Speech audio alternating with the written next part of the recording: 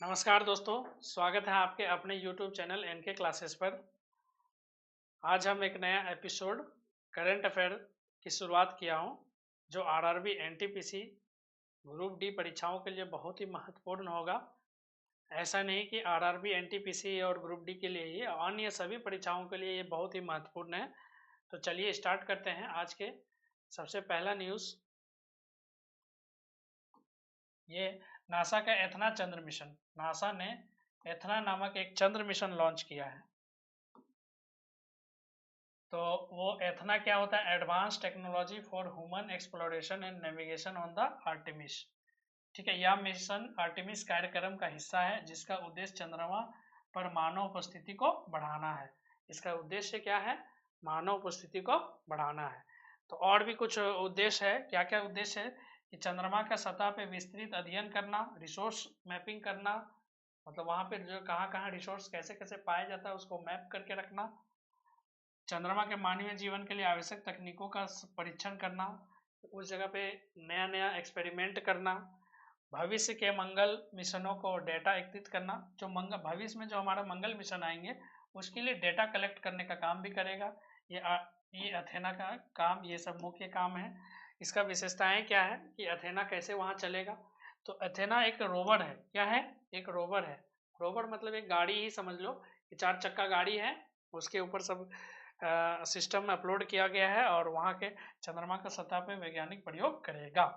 तो मिशन के ये मिशन जो है फुल्ली डिपेंडेंट रहेगा आर्टिफिशियल इंटेलिजेंस से, जो एआई के तकनीक से वहाँ पे खोज करेगा। रोबोटिक रोबोटिक भी वहाँ पे रहेंगे। या यह कार्यक्रम चंद्र इन्वेंशन की एक नई पीढ़ी की शुरुआत देगा। तो दोस्तों चलिए नेक्स्ट उतरते हैं हम लोग। भारतीय तटरक्षक बल आईसीजी के जवानों को 32 पदक दिए हैं हमारे, किसने दिए हैं? हमारे रक्षा मंत्री ने 32 पदक दिए हैं। तो कर्मियों को वीरता और विशिष्ट सेवा प्रदान पदक प्रदान किए हैं। आईसीजी का भूमिका क्या है? तो देखते हैं हम लोग। भारत के समुद्री इलाके की सुरक्षा और निगरानी करना, तस्करी, आतंकवाद और समुद्र अपराध को रोकना, आपदा राहत बचाव अभियानों में सहयोग करना। तो आईसीजी का भूमिका क्या है? ये तीनों भूमिका याद रखेंगे, बहुत इंपॉर्टेंट है। और ये हमारे कितने 32 पदक दिए हैं। कितने पदक दिए हैं? 32 पदक। ठीक है। तो प्राप्त पुरस्कारों का प्रकार, जो पुरस्कार मिले हैं वो किस टाइप के मिले हैं? एक है राष्ट्रपति तटरक्षक पदक, दूसरा है तटरक्षक पदक। मतलब 2 तरह का पुरस्कार दिया गया है उन 32 कर्मियों को जो अच्छे हैं। ठीक है। तो दोस्तों चैनल को सब्सक्राइब करिएगा, लाइक करिएगा, बेल आइकन दबाने ना भूलिएगा, क्योंकि हम आपके छोटे से कंटेंट लाने के लिए इतने मेहनत कर रहे हैं, तो आपका भी अपना योगदान दिखाना है। ठीक है। तो चलिए सब्सक्राइब करना ना भूलिएगा। यूक्रेन अमेरिका के बीच में दुर्लभ खनिज व्यापार समझौता। क्या है यूक्रेन अमेरिका के बीच में भाई समझौता? क्या हुआ है कि जो भी खनिज है, वैसा खनिज, दुर्लभ खनिज मतलब रेयर अर्थ एलिमेंट मिनरल, जो बहुत धरती में जो बहुत कम पाए जाते हैं, उसे हम लोग दुर्लभ खनिज बोलते हैं। ठीक है। तो इसके बीच में आर्थिक समझौता हुआ है अमेरिका और यूक्रेन के बीच में। ठीक है। तो इसका महत्व क्या है कि पहले यूक्रेन में लिथियम कोबाल्ट निकल खनिज बहुत पाए जाते हैं। तो इसका काम क्या आता है? ये सब जो लिथियम कोबाल्ट निकल ग्रेफाइट ये सब यहाँ से निकाले जा रहे हैं, तो इसका काम क्या आता है? इसका काम होता है कि बैटरी और इलेक्ट्रॉनिक्स के चीज़ों में बनाने के काम आता है, बहुत उपयोग आता है। तो केमिस्ट्री का सवाल बनेगा ना कि निकल, यूजेज ऑफ निकल, सवाल आ जाएगा, ऑप्शन आ जाएगा कि बैटरी एप्लियंसेस, 3-4 ऑप्शन देंगे। तो आप लोग समझ सकते हैं कि जो रेयर अर्थ एलिमेंट है लगभग यूक्रेन में पाए जा रहे हैं। कोबाल्ट निकल ग्रेफाइट लिथियम, ये सब बैटरी के ही बनाए जाते हैं और इलेक्ट्रॉनिक चीज़ों भी बनाए जाते हैं। अमेरिका ये समझौता किया अमेरिका ने, क्योंकि वो अमेरिका में जितने भी इंपोर्ट किए जा रहे हैं वो सारे इंपोर्ट लगभग चाइना से किए जा रहे हैं। तो वो चीन से डिपेंडेंट नहीं रहना चाहते, निर्भरता कम करना चाहते हैं कि वहां से ही मैं टोटली डिपेंड नहीं रहूँगा। अगर आप किसी चीज से आप टोटली डिपेंड रहेंगे तो वो अपना भाव हो सके बढ़ा सकता है, क्योंकि वो जानेगा कि ये देश जाएगा कहाँ मेरे को छोड़ के, तो हो सके वो अच्छा एक्स्ट्रा चार्जेस लगा दे। इसीलिए अमेरिका यह चाह रहा है कि हम यहाँ से चाइना से कम डिपेंड रहें और कुछ हम यूक्रेन से भी काम कर लें। ठीक है, ये सब यहाँ का सबसे बड़ा जो दुर्लभ खनिजों का सबसे बड़ा निर्यातक है। ठीक है, चीन के लिए अमेरिका सबसे बड़ा निर्यातक है, इंपोर्टर है। ठीक है, तो चलिए नेक्स्ट पे आते हैं हम लोग। एशिया की पहली हाइपरलूप प्रतियोगिता हो रहा है। हाइपरलूप प्रतियोगिता क्या है थोड़ा सा जानेंगे। यह एक अत्याधुनिक परिवहन प्रणाली है जिसमें वैक्यूम ट्यूब के अंदर कैप्सूल चलाए जाते हैं। मतलब एक टाइप का एक गाड़ी है, देख रहे हैं यहाँ पे कि वैक्यूम ट्यूब, मतलब इसके अंदर खाली जगह है, बिल्कुल कोई हवा वगैरह नहीं है, उसके अंदर एक गाड़ी चलाया जा रहा है। ठीक है, इसका गति लगभग, ये जो कार है इसकी गति लगभग 1000 किलोमीटर प्रति घंटा है। अब जरा सोच सकते हैं कि यह ट्रेन, बस, हवाई जहाज से अधिक तेज और कुशल होगा, बहुत ज्यादा तेज है।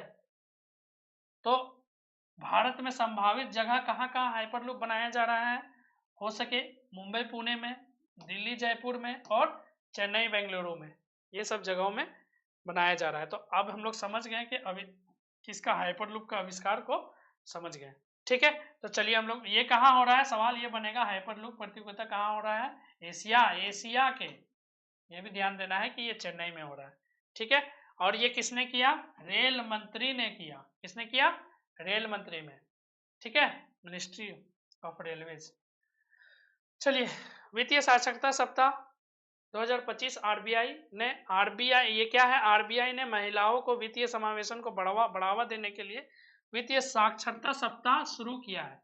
ठीक है, तो इसका उद्देश्य क्या, महिलाओं को बैंकिंग के बारे, मतलब कैसे पैसा लेन देन करना है, भेजना है, ये सब बैंकिंग का जितना छोटा मोटा इसके बारे में जानकारी देना, निवेश के बारे में जानकारी देना, मतलब आप यहाँ पैसे को इन्वेस्ट करोगे, पैसा इन्वेस्टमेंट के बारे में जानकारी देना, डिजिटल लेन देन जैसे यूपीआई, फोन पे वगैरह के बारे में जागरूकता करना, ये मेन मुख्य काम है आरबीआई का। ठीक है, और किसके लिए, जनरली ये किसके लिए है, महिलाओं के लिए है। फिनटेक और डिजिटल बैंकिंग सेवाओं को बढ़ावा देना, इसका और भी काम क्या है, जो फिनटेक है, फिनटेक और डिजिटल से बैंकिंग के बढ़ावा देना। ठीक है, तो चलिए, अंतर्राष्ट्रीय भालू दिवस 27 फरवरी को, हर 27 फरवरी को अंतर्राष्ट्रीय भालू दिवस मनाया जाता है। तो इसका उद्देश्य क्या था, भालुओं को संरक्षण के लिए जागरूकता फैलाना, ताकि देखो होता क्या है कि हमारे देश में उसके अवैध शिकार कर दिया जाता है बिना मतलब का, और उसको व्यापार के लिए ले जाया जाता है। तो ये हम लोग भालू दिवस इसलिए मनाए जाते हैं तब, ताकि हमारे ये अवैध शिकार और व्यापार को रोका जा सके। चलिए, तो नेक्स्ट हम लोग उतरते हैं। भारत द्वारा हॉन्डुरस को मानवीय सहायता, मतलब ह्यूमन, जो मानवता है हमारे और आपके बीच में, उस तरह से सहायता दिया गया। जैसे आपको कहीं किसी से दया आ गया तो आप वहाँ पे सहायता करते हो, उसके लिए कोई पैसे चार्ज नहीं करते हो। तो भारत ने हॉन्डुरस में उस उष्ण कटिबंधीय तूफान, वहां पे हॉन्डुरस में क्या हुआ था, एक तूफान आया था। ठीक है, उष्ण कटिबंधीय तूफान प्रभावित क्षेत्रों के लिए 26 टन मानवीय सहायता भेजी है। ठीक है, देख रहे हैं गाड़ी में 26 टन ये मानवता सहायता भेजी है। तो वहाँ क्या क्या भेजे हैं, खाने का सामान भेजे हैं, दवाइयाँ भेजे हैं, टेंट भेजे हैं ताकि रहने के लिए। हॉन्डुरस कहाँ है जी, हॉन्डुरस का लोकेशन जान जाए, मध्य अमेरिका का एक देश है, जो अमेरिका है मिडिल अमेरिका, उसका एक देश है। यह कैरेबियन सागर और उत्तरी प्रशांत महासागर से घिरा हुआ है। मतलब हॉन्डुरस के दोनों साइड आपका क्या समुद्र से घिरा हुआ है। हॉन्डुरस मध्य अमेरिका का दूसरा सबसे बड़ा गणराज्य है, मतलब यहाँ बहुत बड़ा पॉपुलेशन है, रिपब्लिक पॉपुलेशन यहाँ पे बहुत ज़्यादा है। इसकी राजधानी टेगुसिंगलपा है। तो आपका क्वेश्चन बन सकता है कि टेगुसेंगलपा कहाँ की राजधानी है, तो ये बहुत सारा सवाल बन सकता है। यहाँ से ये भी सवाल बन सकता है कि होंडुरस का लोकेशन कहाँ है, कैरेबियन सागर और उत्तरी प्रशांत के बीच में, ये ऑप्शन में आ सकता है।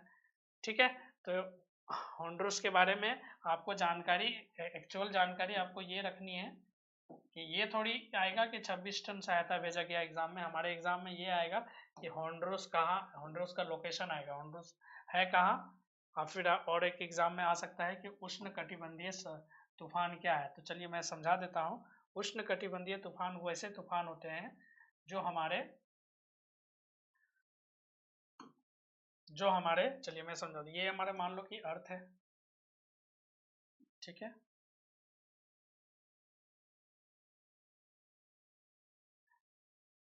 ये 0 डिग्री है, 0 डिग्री जिसको हम लोग इक्वेटर बोलते हैं, मध्य रेखा। और ये मेरा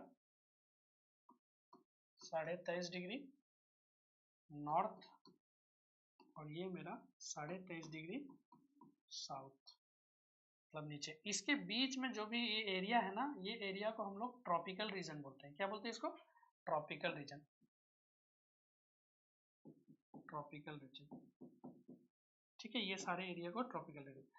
तो होंडुरस भी यही एरिया में पाया जाता है, ठीक है। और उसके दोनों साइड आपके वहाँ क्या है, समुद्र ही घिरा हुआ है, दो समुद्रों के बीच में है, ठीक है। तो इस जगह पे क्या हुआ है, बहुत बहुत भयानक तूफान आया है।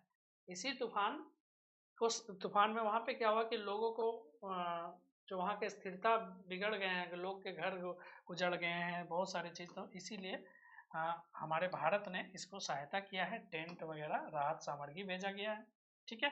तो चलिए नेक्स्ट, प्रधानमंत्री किसान सम्मान निधि योजना 19वीं किस्त जारी कर दिया गया है। तो दोस्तों आप सबको मैं फिर से एक बार याद दिला देता हूँ कि करंट अफेयर का जो सीरीज है वो डेली आपको मिल जाएंगे।